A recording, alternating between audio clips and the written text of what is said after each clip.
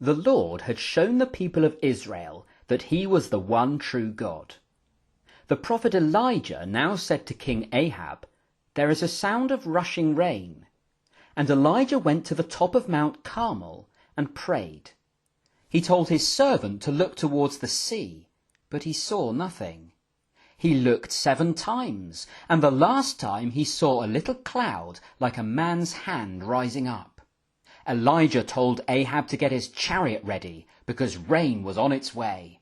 After 3 years of drought, rain came pouring down, and God gave Elijah strength to run in front of the king's chariot all the way to Jezreel. Then Elijah heard that Queen Jezebel wanted to kill him, so he ran away. He went into the wilderness, sat down under a broom tree, and asked to die. "O Lord, take my life," he said, "for I am no better than my fathers." And he fell asleep under the tree.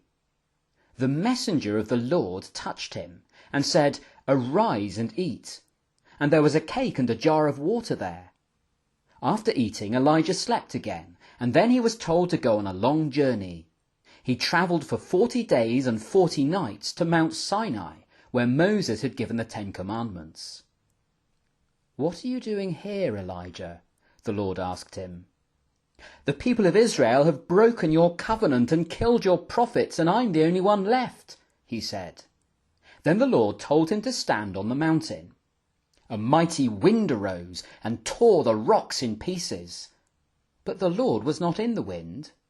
Then an earthquake came, but the Lord was not in the earthquake. Next there was a fire, but the Lord was not in the fire.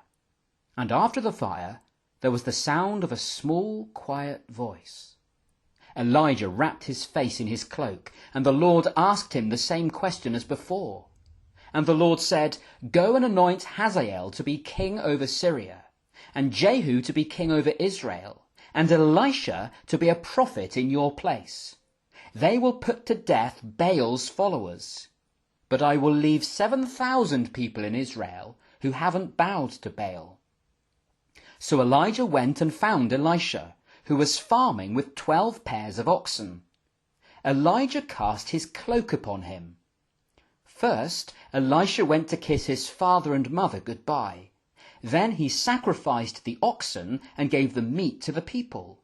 And afterwards he went after Elijah and helped him. He would carry on Elijah's work. We learn from this that God is merciful and kind. He took away the judgment from Israel, sending rain again. And he dealt very gently with the exhausted Elijah.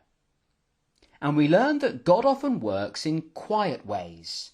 He can bring wind and earthquakes and fire, but sometimes he acts in less dramatic ways, like the soft whispering voice.